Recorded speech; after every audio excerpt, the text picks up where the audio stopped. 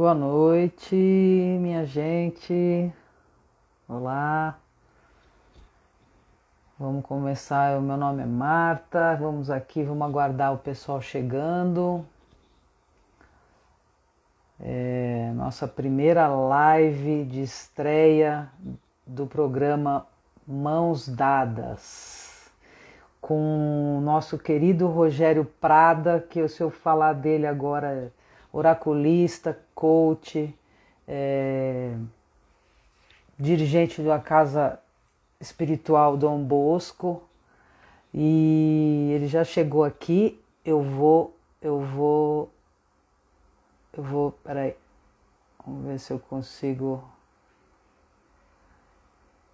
Peraí, vamos lá. Ué, desaprendi aqui, peraí.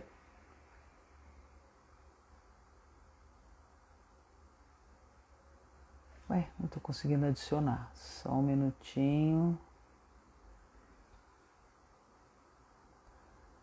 Meu querido Rogério, não tô conseguindo. Eu vi a Gladys aí entrando.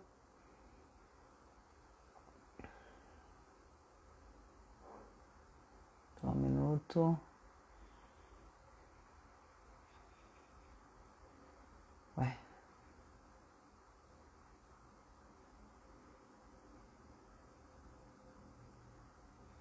Não estou adicionando aqui. Só um minuto.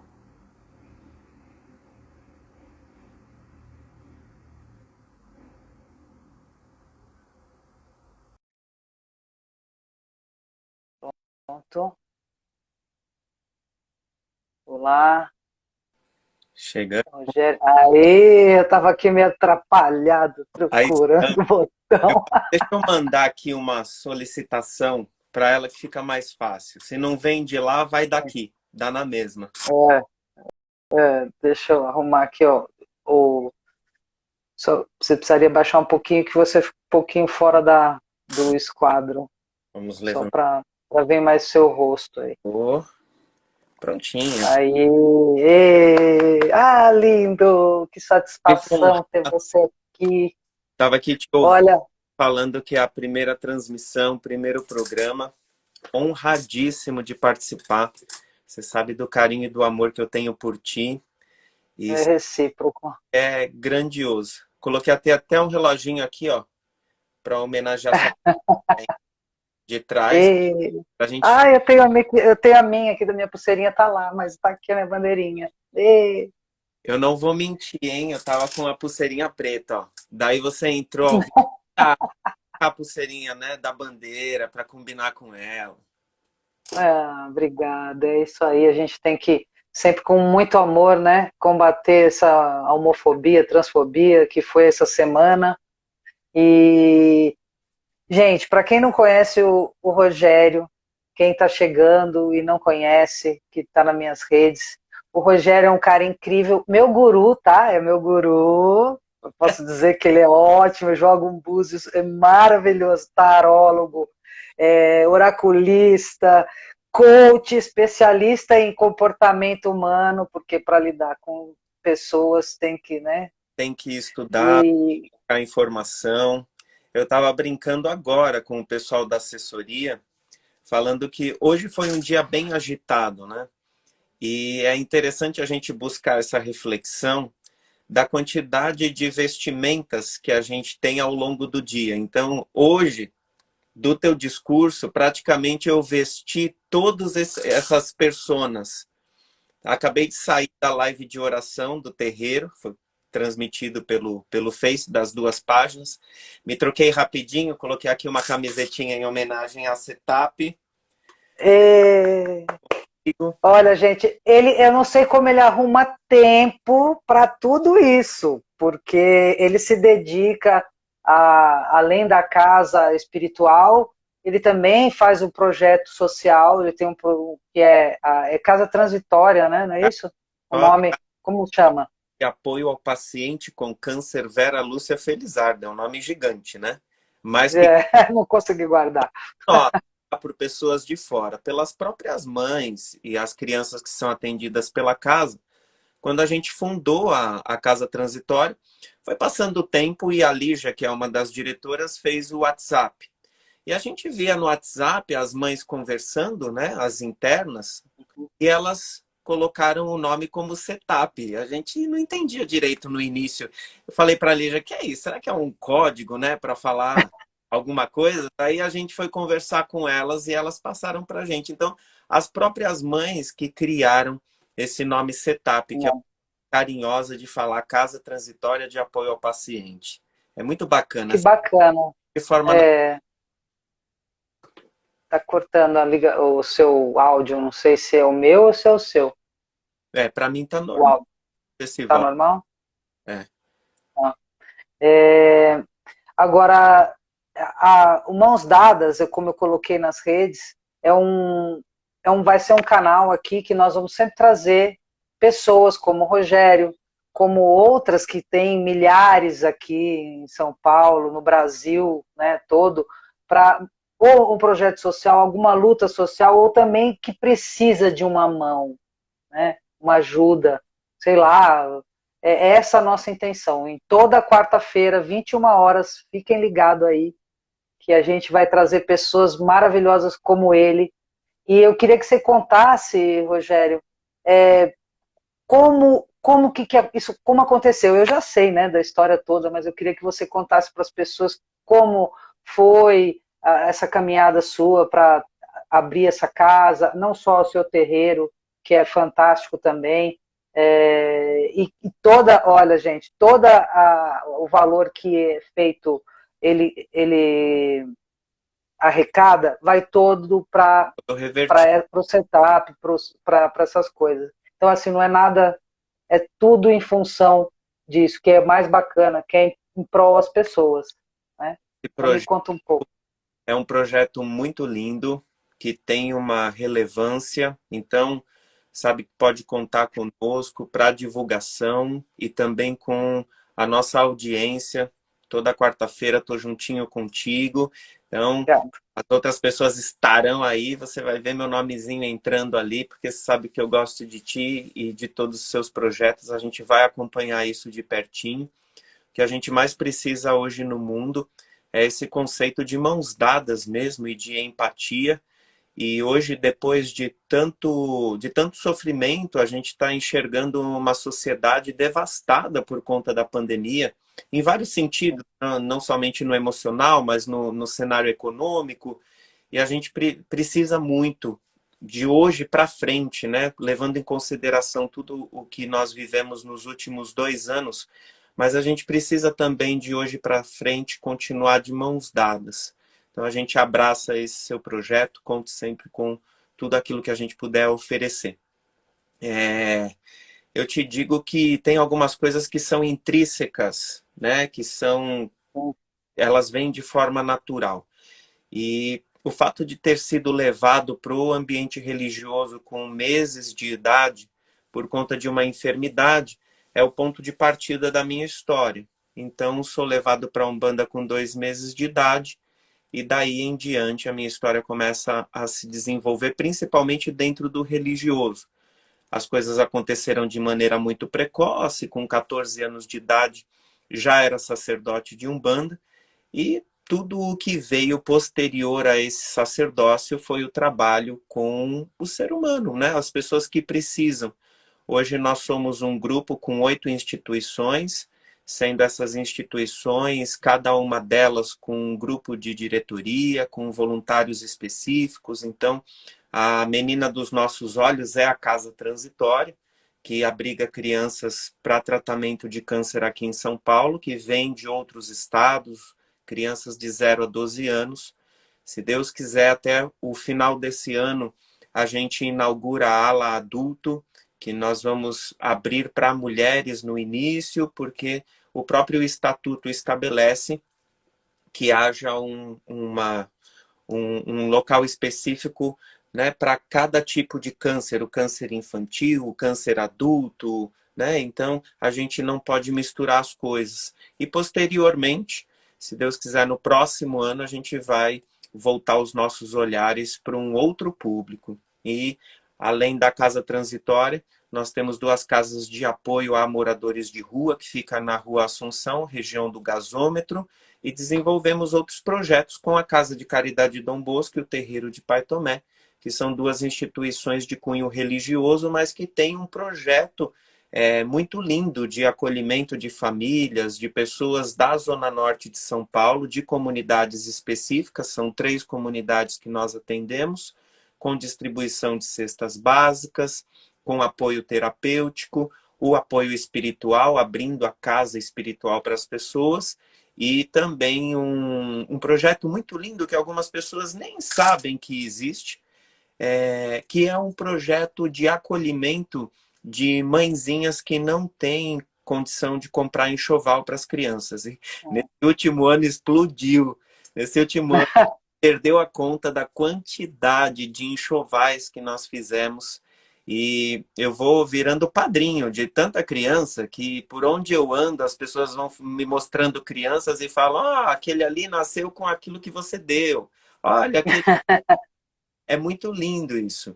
E falando um pouquinho da história, por conta do sacerdócio, aos 24 anos eu resolvi fundar o terreiro de Pai Tomé, do Grupo Dom Bosco, foi a primeira instituição fundada. Quando nós fundamos a Casa de Caridade Dom Bosco e o terreiro de Pai Tomé, nós já tínhamos um projeto social muito forte, porque nós já éramos mantenedores de um abrigo de crianças que eram retiradas da família por maus tratos. Então, esse abrigo nós... Uma coisa acaba levando a outra, né? E eu fico tão cheia de alegria, meu coração se enche tanto quando você fala, porque, olha, gente, não é fácil fazer o que ele faz, o que é começar, né? Há quanto tempo tem isso? Quantos anos esse trabalho todo? A gente fala, quando nós falamos do que nós vivemos hoje, é uma história construída de mais de 40 anos. Então, a história começou a ser construída lá nas entregas de toda sexta-feira, que eu passei a infância vendo a minha sacerdote, minha babalorixá, toda sexta-feira oferecendo comida para os pobres, abrindo a porta da sua casa, e nós contribuindo e também colocando a mão na massa para que essa comida estivesse ali à disposição. Então, na minha infância, eu vi muita coisa que me impactou. E eu lembro quando você fala para mim assim, o que mais te impactou nessa luta em relação às pessoas? Eu lembro quando eu tinha por volta de uns 8 anos, Marta, nós fomos para o terreiro para distribuir a comida na sexta-feira. E nós recebemos a família e a criança não conseguia andar. E eu lembro que minha mãe me explicou ali, com 8 anos de idade, que aquela criança ela não tinha nenhuma deficiência, ela não conseguia andar porque ela tinha fome e ela era desnutrida. E aquilo mexeu comigo. Todos esses valores que foram sendo agregados à minha vida por conta da filosofia religiosa fizeram com que hoje eu me tornasse a pessoa que eu sou. E não estou sozinho. Quando as pessoas fazem esse tipo de pergunta aqui, é o ponto de interrogação que todo mundo tem na cabeça. Como que ele consegue administrar? São várias mãos, né? Juntas. A família, 2 filhas que são 2 furacões ligadas no 440, uma parte de trabalho, que eu tenho o meu trabalho de importação, que é o que põe minha comida na mesa. Eu sempre respondo para as pessoas. O importante é você ter as pessoas certas do teu lado. Então, hoje um grupo, porque nós temos 27 pessoas dentro da coordenação e diretoria desse grupo. Cada um com o seu trabalho específico, as pessoas da assessoria que dão todo o apoio de comunicação e interação. É dessa forma que o sacerdote, o líder religioso, o coach, o oraculista, é dessa forma que todos essas personas que são envolvidas em relação a mim, é dessa maneira que eu consigo me colocar. Se fosse somente por mim, eu não teria andado aí nem 5% do caminho que eu percorri até hoje. Então, para todas as pessoas que pensam em começar a trabalhar com qualquer tipo de ONG ou com filantropia, é ter pessoas do teu lado que tenham garra e determinação e não abandonem o barco no meio do caminho, porque a gente sabe que tem muita gente Não é que fácil. gás danado, as pessoas elas chegam com uma vontade e de repente elas acabam dando aquela brochada e no meio do caminho você vira para trás e você fala, caramba, cadê todo mundo? Só tá eu aqui. Então, É, o certo é ter deixa eu as corretas do teu lado. ter uma pergunta assim, a sua casa, ela é uma casa, é uma ONG ou não? Como que, Cada uma se das você tem subsídio do governo, como cada funciona? ações, elas fazem parte de um sistema diferenciado de CNPJ, né, que a gente fala que é ligado mais à parte burocrática. A maior parte das instituições são ONGs, a Casa Transitória também. Uhum, O Grupo Dom Bosco, a conta principal, que é o CNPJ principal, é uma empresa Eireli, porque tem que ter um CNPJ ali para movimentação de X valores, senão você é pego pelo sim, risco. Então tem toda a burocracia de uma empresa como qualquer outra. A gente tem uma responsabilidade de RPJ todos os anos, entrega de RAIS, é uma grande empresa, mas uma empresa é, filantrópica. Nós não sim. temos nenhuma das nossas instituições apoio do governo. Nós não temos nenhum subsídio, nós sobrevivemos de patronos e de padrinhos.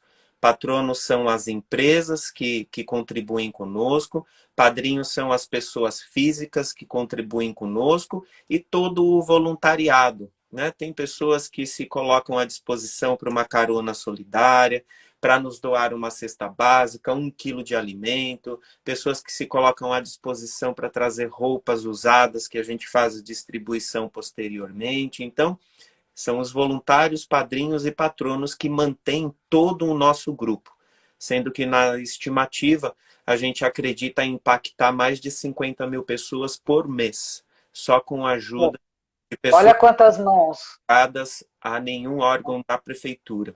não é fácil. A semana passada nós tivemos uma reunião, nem lembro se eu comentei isso contigo, mas me parece, porque tudo aquilo que a gente tem em relação aos órgãos públicos é sempre muito nebuloso, né? É sempre Oh, muito duvidoso. Nós estamos em contato com algumas pessoas muito bacanas e parece que, pela lei, nós temos direito a um carro que pode ser oferecido para a gente pelo Estado ou pela Prefeitura, porque nós fazemos o transporte das crianças e sim. do hospital. Então, me parece que tem aí alguns advogados, o pessoal da assessoria me passou isso, parece que tem alguns advogados lutando por isso. Então, pode ser que daqui a pouco a gente consiga ter esse benefício de ter um carro. Mas até hoje, ao longo desses quase 20 anos, desde a fundação da primeira instituição, nós nunca tivemos nenhum tipo de apoio, nem político e nem público. Mas você sabe que eu, ano passado, eu me candidatei com um grupo, né, de uma bancada, a bancada Resista, que era pelo PSOL, a vereadora, só que assim, você está me falando uma coisa que lá atrás eu tinha levantado com o pessoal a respeito disso, porque existem leis dentro da prefeitura só para eles. Eles não expõem, eles não colocam, não é transparente, porque tem muita coisa que eles oferecem e que ninguém sabe. Eu falei assim, então por que que cria? Para aquela coisa de desviar dinheiro, levar para não sei quem. Poxa, se isso foi criado para as entidades que precisam, por que que não coloca isso mais claro? E era um projeto que qualquer cidadão pode, né, colocar o projeto lá. Eu tenho intenção de, independente de política, porque eu não sou mais, né, não estou fora, eu prefiro fazer isso aqui que eu estou fazendo com você e ajudar, mas a gente tem intenção de entrar com um projeto para ver se aprova, para ter mais clareza de informação, trazer para as pessoas, grupos LGBT, que tem algumas coisas que eles oferecem, mas que ninguém sabe. HIV, sabe, um monte de coisa que existe, inclusive para as pessoas que têm ONGs e projetos aí que existe alguma doação da parte da prefeitura, estado, whatever, entendeu? Então, é uma coisa que eu fico, que você fala, 20 anos, agora que veio à tona isso, mas isso já existia. Mas é que alguém amigo, né, que tem que se colocar à frente, porque senão ninguém descobre. A gente tenta de todas as formas sempre qualquer recurso e qualquer ajuda, mas também desde que nós não fiquemos à mercê de nenhum órgão, Sim. porque Não, eu, é direito, coisa que é direito é seu, é de direito. Então, se existe a lei, se existe o projeto, você tem direito. a gente tem uma história, principalmente com algumas outras instituições que ao longo da minha vida sacerdotal eu estive presente. E tem algumas instituições que, quando elas passam a receber algum benefício da prefeitura, elas ficam aprisionadas a questões da prefeitura que acabam furtando o bom andamento daquela instituição. Como, por exemplo, coisas simples, caiu um muro e você tem que participar de um processo de licitação e aquele muro vai ficar ali um ano caído porque você não pode ir por outra via. Mexer, entendi. Então, tem algumas coisas que se tornam muito morosas em relação a você filiar-se a um órgão da prefeitura. Então, nós pagamos muito caro por sermos autônomos. Não é fácil. Não é fácil e eu sou a Então é melhor não. isso Então, pelo que você está me dizendo. É melhor deixar assim mesmo, porque é que nem você falou, é tão escuso, né? Mas, poxa, se é de direito, é que nem eu, se é seu direito, você tem que ter sem nada, sem amarra nenhuma, né? É isso que deveria ser. de uma maneira Mas, grotesca em relação à visão, Marta.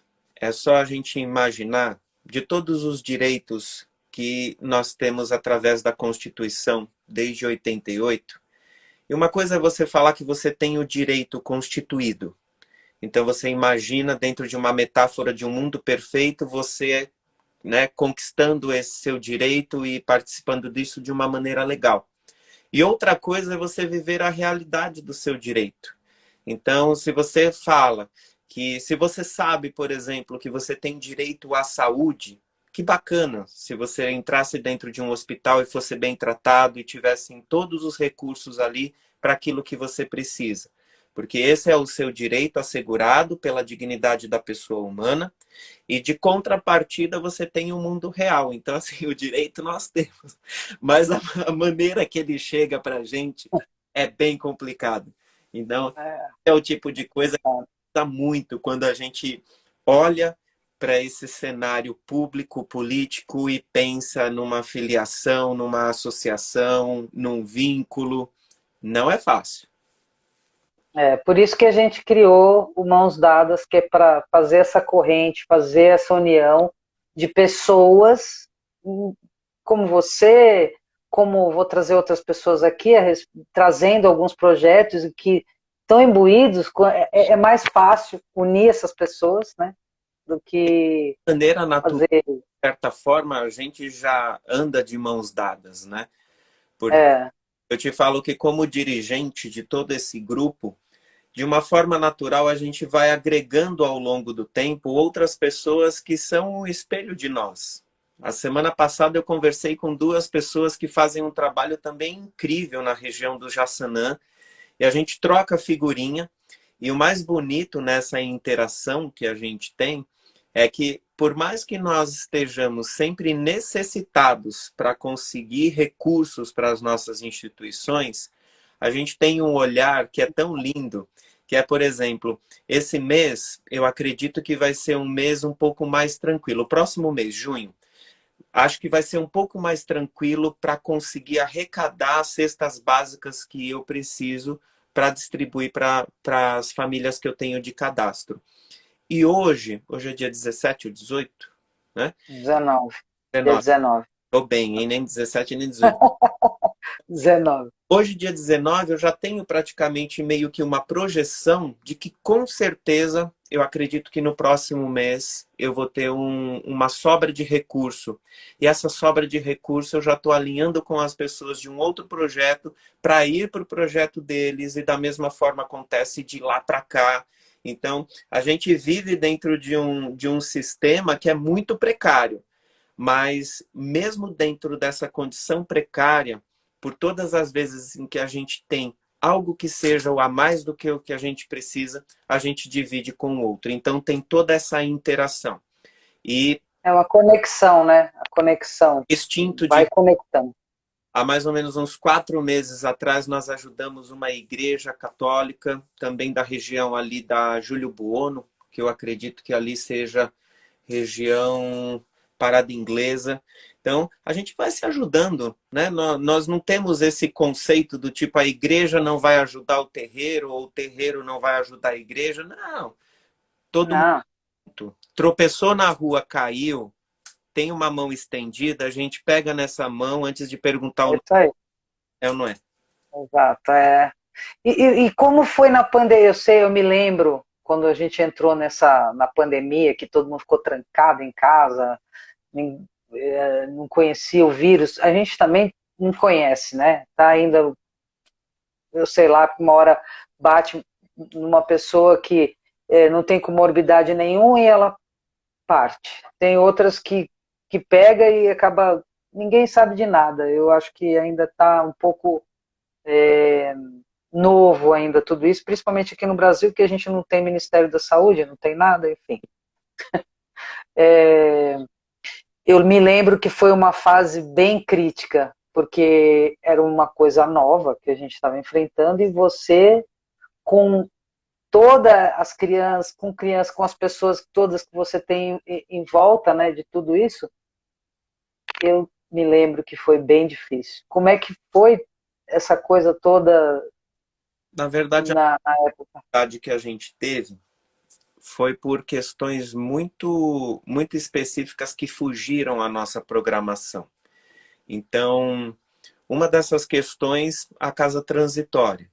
Então, a gente recebe as crianças através do sistema SUS, através das assistentes sociais dos hospitais de todos os estados. Então, o programa que faz o transporte dessas crianças com os seus acompanhantes, dos seus estados de origem para São Paulo, se chama TFD, que é o tratamento fora do domicílio e que é do órgão SUS. A gente sempre teve, antes da pandemia, muita dificuldade. Então, o próprio TFD e o próprio SUS sempre teve muita dificuldade porque eles dependiam das sobras dos assentos de voos e dos assentos de ônibus, de rodoviárias, para fazer o transporte dessas crianças. Então, era tudo muito lento, com uma dificuldade muito grande. Você tinha, por exemplo, no início de 2019, você tinha uma criança que precisa vir para São Paulo para fazer um tratamento urgentíssimo. O prazo do TFD era 30 a 40 dias para conseguir encaixar aquela criança num voo ou num ônibus, se houvesse possibilidade da criança aguentar fisicamente, né, chegar aqui em São Paulo dentro de um ônibus fazendo viagens ali de dias, né? O que a gente imaginou? Pandemia, tudo fechando, lockdown, o que vai acontecer com a casa transitória? Nossa, eu imaginei que eu ia ter que ir lá uma vez por semana para limpar a casa, para manter tudo bonitinho, para quando acabasse a pandemia, as crianças voltassem. E foi o contrário. Por quê? Porque as pessoas estavam em casa, fechadas, deixaram de viajar. Então, o que aconteceu com o SUS e com o TFD? Sobrou assento de avião, sobrou assento de ônibus. Então, minha amiga, nós pensávamos que a casa não ia ter ninguém. E, de contrapartida, superlotou a instituição. Porque Nossa Senhora. estavam com programação de 40 dias, 60 dias para conseguir chegar aqui em São Paulo, foi praticamente apertar um botão. Então, de um dia para o outro, em questão de 3 ou 4 dias, a gente recebeu quase que 30 famílias dentro da instituição. Quando a gente fala de 30 famílias, a gente fala de 60 pessoas. Então, aonde É muita gente. isso? Porque o TFD, que é o tratamento fora do domicílio, ele paga a viagem deles para cá. Ok, mas quem custeia todo o resto, transporte, alimentação, toda a estrutura física da casa, desde pagamento de aluguel, imposto, água, luz, internet, tudo que você pode imaginar, até mesmo medicação, algumas medicações que são bem específicas e que a gente não tem para remédios de alto custo, quem custeia somos nós. Então, a gente viveu ali naquele primeiro momento da pandemia um verdadeiro caos. Eu praticamente, né, nem tenho muito cabelo para arrancar, mas foi delicado. Então, essa foi Não, tem. das situações que a gente viveu. Então, a primeira dificuldade foi essa. A segunda maior dificuldade, são três que a gente teve. A segunda maior dificuldade era, nós tínhamos o número X de cestas básicas de pessoas que eram atendidas nas nossas comunidades. Com a chegada da pandemia, esse número foi Triplicou. aumentando, e o maior desespero me bateu no final do ano passado, quando eu comecei a observar que muitas pessoas que levavam cesta básica para a gente distribuir eram as pessoas que, nesta ocasião, estavam na fila para receber a cesta básica. Ali, isso me deu meio que um desespero. Quando eu me dei conta da quantidade de pessoas que me ajudavam a distribuir as cestas e que passaram a ser as pessoas ajudadas. A gente teve um aumento de quase 1.700% em número de distribuição de cestas básicas. E hoje a gente está praticamente no nosso limite. A gente faz uma triagem muito forte para incluir uma nova família que chega hoje por conta da nossa capacidade. Nós estamos praticamente atuando dentro do nosso limite. E a gente não entrega somente cestas básicas, a gente faz questão de entregar kits de higiene, até papel higiênico a gente entrega para as pessoas. Então, o mês passado a gente teve a dádiva de ter uma, uma doação de uma grande quantidade de mandioca congelada. A gente ganhou muita, acho que umas 50 caixas de mandioca congelada. Mas o povo ficou feliz. Eita, como o povo ficou feliz. A É gente bom que sustenta, né? É algo que sustenta, é é aquela saudável. pessoas pensam em cesta básica, elas não se ligam do porquê que é tão importante a gente ter fubá na cesta básica, lata de goiabada, leite em pó. Algumas pessoas falam Uhum. farinha de milho grossa. As pessoas falam, imagina, para que tem isso na cesta básica? É o que sustenta. Por diversas É, pessoas fazem somente um arroz, por outras vezes fazem somente um mingau de fubá, que é o que dá o sustento, que faz com que essas pessoas consigam sobreviver, né?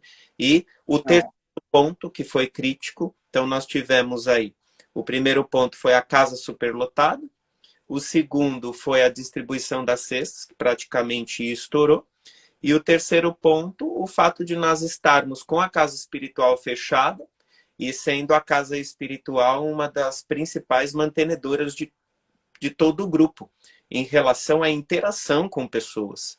Então, foi muito difícil. Foi um período muito difícil de adaptação, aonde a gente correu para as lives e continuamos até hoje com live de quarta-feira, de terça-feira, e os atendimentos sendo feitos de forma remota. Então, a gente passou por um período bem complicado e eu agradeço por tudo isso, porque, querendo ou não, por conta disso, é um dos grandes motivos pelo qual hoje eu posso dizer que tem um livro publicado, né? Grande parte do livro tem a história também da pandemia. Tem um capítulo do meu livro que fala somente da visão do sacerdote em tempos de pandemia. Como controlar, né, toda essa quantidade gigante de pessoas, todos esses egos, todas essas histórias diferenciadas, essas necessidades diferenciadas, se você não tem contato direto com elas. Então, período de muito aprendizado. Você participou de grande parte de todo esse período, né? Sabe exatamente do que eu estou dizendo. É porque quando você me falou e a gente trocou mensagem, eu fiquei com meu coração, falei, ai meu Deus, ele com todas aquelas pessoas, a responsabilidade, né, que você tem com aquelas pessoas, que estão dependentes de você, não só as crianças, mas toda a estrutura, né? E tem que pensar rápido, tem que virar rápido para a coisa não degringolar, como eu falo, né? E, e me fala uma outra coisa, Rogério, agora de você, Rogério, porque você tem tanta história para contar, né? É, Além do terreiro, da pessoa que você é. Por que que você, o que te levou a fazer, se dedicar a isso, além do seu do seu dom espiritual, mas o que te levou, o que te moveu a isso? acho que pela própria história da minha família. Eu venho de uma família onde a minha avó sempre pregou muito esse sentido de ajuda ao próximo, e outras pessoas também ligadas à minha família trouxeram para mim algumas informações importantes, principalmente nessa construção de uma ONG de apoio a pessoas com câncer. Eu perdi minha prima de maneira precoce, com menos de 30 anos de idade. Ela que dá o nome da Casa Transitória, né? Por isso que se chama Uhum. Casa Transitória Vera Lúcia Felizardo. E há menos de um mês atrás eu perdi a irmã dela também por câncer, que é a Elizabeth. E essas duas histórias foram duas histórias muito impactantes em tempos diferentes na minha vida. Então, quando eu perdi minha prima, a Vera, que dá o nome da casa transitória, eu tinha de 14 para 15 anos de idade. E foi um sofrimento muito grande. Na época eu tinha estava descobrindo a sexualidade, e como adolescente, todo gay com certeza já viveu essa situação de ter alguém que é a única pessoa que sabe verdadeiramente da sua vida, para posteriormente você se abrir para o mundo, assumir quem você é. E nessa época, a Vera era a única pessoa que sabia verdadeiramente quais eram os meus gostos, qual era a minha essência. E quando eu perco ela, eu perco não somente uma pessoa que eu amava, mas uma pessoa que tinha, né, junto comigo, todo um caminho sendo construído. Então, isso me fez sofrer demais. A perda da minha prima deixou duas crianças, né? Marcelo e a Mônica, que hoje já são, né? Tem mais de 30 anos cada um deles. Marcelo fez aniversário ontem, acho que fez 30. Olha, Mônica parabéns para o Marcelo. está com dois filhos, sou padrinho do filho mais velho. Então, é uma maneira de ressignificar todo esse sofrimento, tudo que eu vivi. Das últimas vezes em que eu tive a oportunidade de falar com a minha prima no hospital, ela faleceu no Hospital Brigadeiro, e das últimas vezes que a gente conversou, ela pediu para mim, para que eu vivesse tudo que ela não teve oportunidade de viver, e que em algum momento da minha vida eu pudesse fazer alguma coisa pelas pessoas que passassem pela mesma situação que ela passou. E demorou bastante tempo, né, para que eu entendesse esse recado dela, e o próprio universo me trouxe também o recado em forma de infarto. Foi através de um infarto que eu tive na minha casa. Em um ano difícil, em 2016, depois de ter levado um tiro na cabeça por conta de um assalto, né? Você é E Highlander, né? Você tinha que continuar aqui para continuar seu projeto. exatamente. Esse ano ter passado, né, 2016, por um EQM, que é uma experiência de quase morte. Então, nesse ano, no momento desse ataque cardíaco, eu tive a oportunidade de reencontrar com a minha prima. E ali naquele momento, quando eu voltei, eu tive a consciência de que tinha chegado a hora de lutar por essa causa, e rabisquei todo o projeto e ele aconteceu. As pessoas certas chegaram e a gente vem com o projeto Setup desde 2016. Tivemos muita dificuldade para que a gente pudesse colocar esse projeto para andar. Para você ter uma base, demorou quase um ano e meio só de documentação, que voltava com exigências dos órgãos públicos, conta corrente da Setup foi quase 8 meses para conseguir liberar a conta de tanto. Muita burocracia, né? Então, Brasil, muita burocracia. para fazer o bem, você encontra também muita burocracia. E revolta, viu? Revolta porque você vê tanta gente aí roubando, né? Abrindo conta fake, roubando auxílio emergencial, milhões de... É, E a gente tentando fazer algo que é para o bem das pessoas de forma transparente, tem que esperar 1 ano para uma conta ser liberada, 1 ano e meio para ter um CNPJ de uma ONG. Então, para a instituição, para a ONG, foi toda essa história desenhada em relação à perda da minha prima.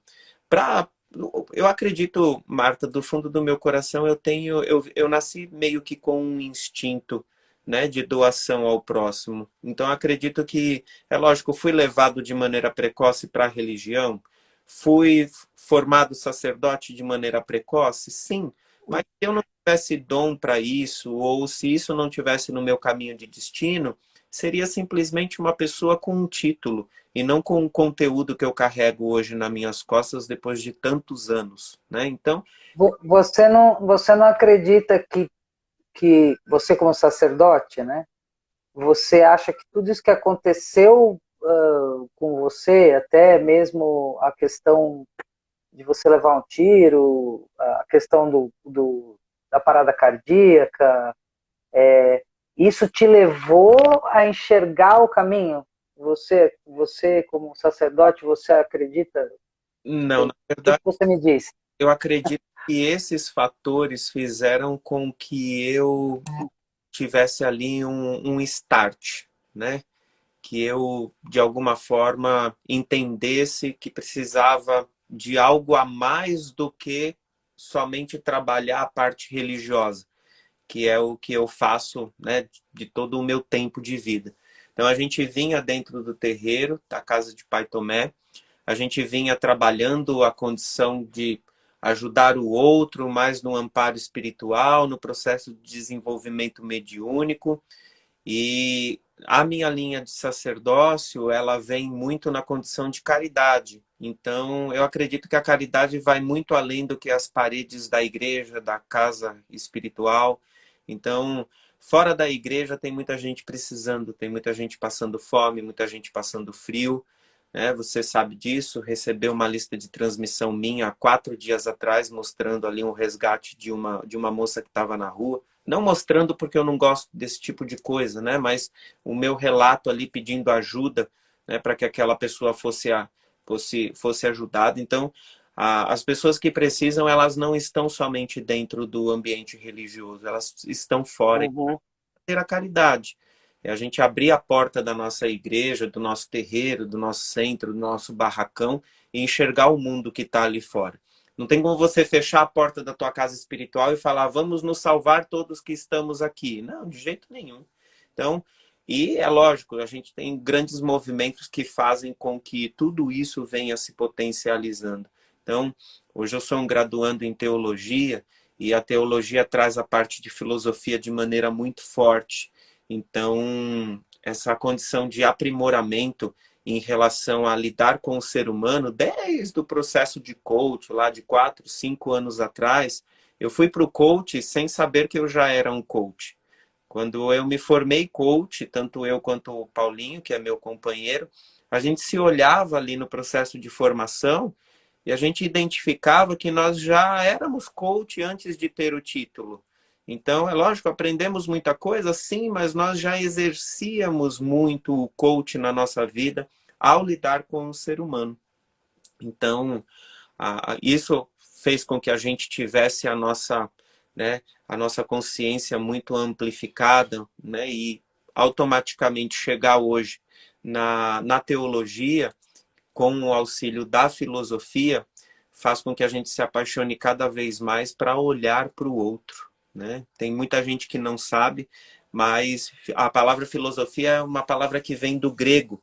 Quando a gente pensa em filosofia, você pensa na pessoa que fica ali falando, filosofando sem parar, mas o conceito da filosofia, o radical filia, né, de filosofia, significa o amor ao próximo, significa o respeito, é o amor fraterno entre os iguais.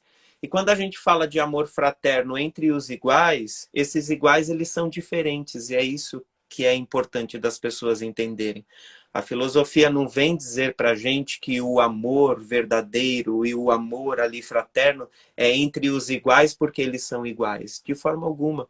Esse pé de igualdade ele é totalmente diferente dentro de um conceito, dentro de uma contextualização. Os iguais são os diferentes e a gente tem que amar isso. Mas é, você como pai de santo, né? Quando um filho seu vem perguntar para você, tipo, porque deve ter acontecido muito isso. Pai, por que que eu tô passando por isso? Por que que, tipo, sei lá, aconteceu comigo, eu fiquei doente, eu não consegui, eu fiquei desse jeito. O que que você fala para o seu filho? É isso que eu quero, porque deve ter um monte de gente que, sei lá, tá passando um momento agora difícil, né? E que acha que o mundo caiu na cabeça dele e ele não sabe. O que que você diria para essa pessoa, para essa... Esse seria um discurso pautado na filosofia religiosa que é a minha base. Por quê? Porque a gente tem que entender um conceito de relativismo cultural. O que é o relativismo cultural? São os valores que a gente tem de moral, de ética, de cultura, em relação àquilo que você abraça. Então, dentro daquilo que eu acredito, mesmo sendo universalista, a minha base é a Umbanda. Então, aquilo que eu acredito é que todas as nossas provações, todas as nossas dificuldades, elas vêm para a gente dentro de um conceito de caminho de desenvolvimento, que é o chamado de caminho de destino. Nós abraçamos todas essas dificuldades para que todos nós tenhamos um progresso moral e espiritual. É muito difícil quando uma pessoa está sofrendo e ela está revoltada com Deus, com a espiritualidade, e ela está ali dentro daquele período que o sentimento toma conta. É muito difícil para ela ouvir que todas as suas provações são resultados de suas escolhas. Por diversas vezes a pessoa olha para você e fala: isso é tudo que você tem para me dizer? Mas depois que a gente passa pelas provas, depois que a gente passa por todas essas dificuldades e a gente consegue, de certa forma, vencer, a gente entende que somos uma nova versão e uma versão muito melhor em entendimento, em consciência, em valores do que aquela do início do processo. Então, como sacerdote, sempre esclarecendo as pessoas que os seres mais extraordinários que a gente tem hoje na Terra são aqueles que mais sofreram. As pessoas que mais têm conteúdo são aquelas que mais sofreram na vida. Elas se tornam maduras. Quem ainda não passou por nenhuma experiência vai dar uma opinião ou vai dar um conselho para outra pessoa. De que forma? Sem ter vivido aquilo? É ou não é? Então, eu sempre falo que os médiums que são mais expressivos dentro do terreiro de Umbanda, dentro do religioso, são aqueles que têm uma história de vida triste para contar. São aqueles que agregam valores, aqueles que, de certa forma, conseguiram amadurecer através das dificuldades. Falar de amadurecimento é muito importante. Resumidamente, se a gente for analisar todo o contexto dessa pergunta que você me faz, a gente tem uma frase que é assim: maturidade é buscar solução e não culpados. Então, quando você tem maturidade, você não procura culpar o outro, você quer solucionar aquele problema que você está vivendo. Você não atribui ao outro a responsabilidade daquilo que você está vivendo. Mas nós estamos em um mundo de provas e expiações, caminhando para um mundo de regeneração, né?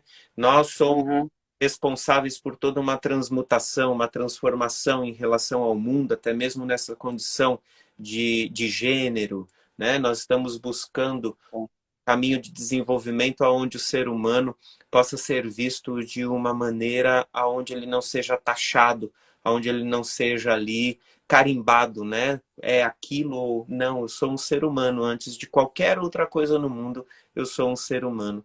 Então, essa seria a resposta à base da maturidade, mas e somada ao conceito da filosofia que nós abraçamos. A filosofia religiosa ela é o norte, né? Antes da prática religiosa, A filosofia é aquilo que deve nortear a nossa vida.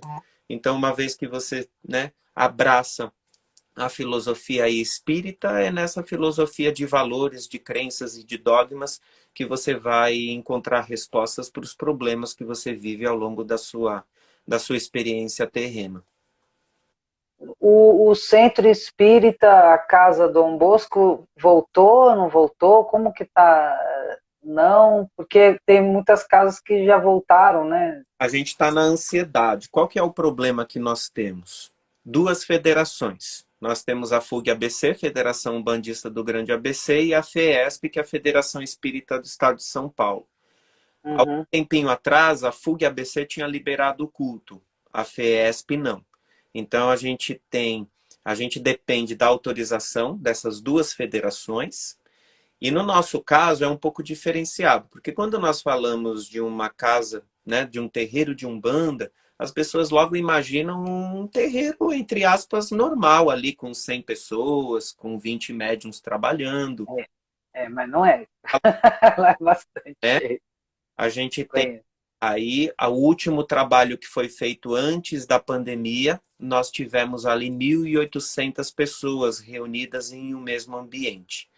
Então, quando a gente fala do Dom Bosco, do terreiro de Pai Tomé, tem que ser olhado de forma diferenciada por conta da quantidade de pessoas, até mesmo para a distribuição das cestas básicas, a gente está tendo que rebolar para conseguir distribuir todas as cestas básicas. E olha, há um tempinho atrás, acho que faz mais ou menos uns 2 meses, a gente reuniu um grupo de pessoas para lavar o terreiro, e essas pessoas estavam lá, lavando o terreiro, e parou uma viatura para perguntar se estava tendo trabalho. Então, a gente tem Ah, uma estavam exposição de ouro. grande, é uma exposição muito grande. Então, assim, quanto maior você é, mais você é visto. Então, não é uma casa escondidinha de 30 pessoas que vão ali tocar um tambor. É uma casa que, se eu anuncio Sim. nas mídias que vai abrir a semana que vem, a gente vai ter ali 5.000 pessoas desse mais de um E, ano no, que ficou parado. e numa fase que as pessoas precisam da fé, né? Porque muitas pessoas perderam seus entes queridos, pessoas próximas, enfim. Então, busca na religiosidade um equilíbrio, né? E Sim. aí é, dá para entender, né? Vai fazer filas e filas, né? Sim. É, Faz um trabalho e, forte por essa necessidade das pessoas. E eu sempre uso a palavra, eu gosto de usar a palavra nós tentamos, né? Ao longo desse tempo de pandemia, são 3 lives por semana, feitas abertas ao público, fora todas as listas de transmissão de um grupo gigantesco, né? Onde a gente tem uma interação com as pessoas da instituição e também com os próprios médiums, dando ali apoio. Não é fácil, não. Sustentar essas pessoas na fé em tempos de dificuldade e vivendo uma pandemia, porque não tem protocolos anteriores. Então, uhum, tem a religião, a gente tem hierarquia. Então, você tem os seus sacerdotes, aqueles que são mais velhos que você, dentro da religião. Então, quando acontece alguma coisa, você chega lá e fala assim: ó, fulano, como que você lidou quando acontece tal coisa? Olha, tenho essa situação lá dentro da... é, Como que eu vou lidar? Com a não pandemia, tem, é tudo novo, né? Tudo novo, você que tem que fazer os seus parâmetros com o decorrer da situação, com as coisas e então, tudo. daqui a 10, 15, 20 anos, 30 anos, a gente tiver uma outra pandemia ou algo que seja parecido com isso que a gente vive, as pessoas vão poder falar: olha, o pai Rogério fez daquela forma e deu certo. Então, Sim. temos um protocolo. Mas quando a gente está lidando com o desconhecido, é exatamente o primeiro discurso que você fez, a gente lidar com aquilo que a gente não conhece. E ainda não conhece, isso é mais assustador. Não, é verdade. E para as pessoas contribuir, sei lá, como que elas podem fazer para contribuir com a Casa Dom Bosco, a Casa Transitória? Como que pode ser feito? A gente sempre, As pessoas. de maneira carinhosa, que as pessoas falam: de que forma eu posso contribuir? Você querer contribuir já é uma forma. A gente vai desde aquela pessoa que compartilha as nossas publicações, que segue as nossas páginas e as páginas da instituição, que estão conosco nas lives, até a pessoa que vai até a casa para fazer um transporte solidário, a pessoa que vai no terreiro para levar as roupas que não usa mais em casa, os brinquedos do filho que já não vão ser mais utilizados. Nós temos patronos que são empresas que podem contribuir mensalmente. Nós temos padrinhos que são pessoas que podem fazer depósitos mensalmente, semanalmente, uma vez por ano. Então, assim, não existe um protocolo de ajuda. Todas as pessoas que estiverem dispostas e que queiram ajudar, elas serão recebidas. Tem gente que faz movimentos dentro do condomínio que mora. Tem pessoas que fazem movimentos dentro do escritório. Então, a semana passada nós tivemos um pessoal que eles faziam, sempre que chegava próximo de junho, eles faziam uma disputa de quem perdia mais peso dentro do escritório. E quem perdia mais peso ganhava R$ 1.000 no final do mês. E eles decidiram fazer uma competição de quem arrecada mais alimentos para serem levados para casa transitória. Então, olha que bacana isso. Tem pessoas Bacana. que colocam o ponto do cartão de crédito, aqueles pontos que vão se acumulando, por voucher de Uber e de 99, entram em contato com a nossa assessoria e passam o código para a gente conseguir usar esses vouchers para mandar as pessoas para os hospitais e trazer. Tem pessoas que doam para a gente medicamentos específicos das crianças. Então, tem algumas crianças que tomam leites que são específicos por conta de intolerância. Nós temos uma mãe que acompanha o filho que ela tem intolerância a sódio. É uma loucura a alimentação dela. Ela não pode nada Nossa, de sódio. Imagina, uma dieta que não tem sódio. Então, é muito nossa, complicado. A gente tem pessoas que ajudam comprando livro. O livro também é revertido. Então, o livro... então, você não me falou do seu livro, sabia? Jura que eu não falei? Depois, Aí, ó. não, Tá por sendo favor, olha lá, ó, entrega. Então, bacana. 100% do livro, do valor revertido, vai também para a instituição. São diversas Uhum. formas que a gente tem de receber ajuda.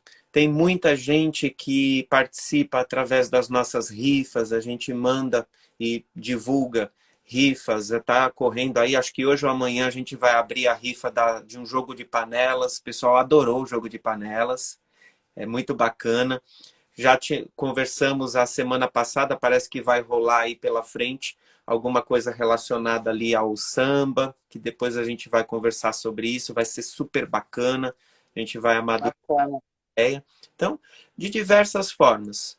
A gente tem um número central, que é o número do WhatsApp da assessoria, né, que é o DDD 11 973380244, onde as pessoas podem conversar diretamente com a assessoria. E tem gente, por exemplo, Marta, tem gente que marca um jogo, por exemplo, de búzio, ou contrata um horário para tiragem de carta de baralho cigano, dá de Uhum. as outras pessoas. Por quê? Porque todos esses oráculos são também revertidos 100% para a instituição. Então, eu já atendi muita gente que fala para mim, eu ganhei de presente de aniversário uma consulta contigo. Então, é muito bacana. Olha, gente, ele é meu guru, ele é muito bom. Vocês não sabem, é bruxo. É. Da propaganda. Na verdade, não é que eu sou bruxo, é que todas as pessoas, quando chegam diante do oráculo com o coração aberto, o orixá fala ali e ele oferece aquilo que a gente tem de merecimento. Então, a primeira coisa Muito bom. ter quando a gente se coloca à disposição de consulta por um oráculo é a gente ter o nosso coração aberto para não é ouvir aquilo que se quer, é ouvir aquilo Uhum. que você precisa para ser direcionado, né? Isso é o mais importante. Olha, eu não sei. Aqui eu sempre me perco nesse negócio do time. Agora está avisando que está terminando, né? Agora que eu vi. Vamos- Eu quero agradecer imensamente você de novo por você ter vindo aqui conosco. para estrear esse programa, né, de mãos dadas. E nós também estamos abertos a todos que tiver interesse, entre em contato, entre nas redes, mande recado. Muito obrigada.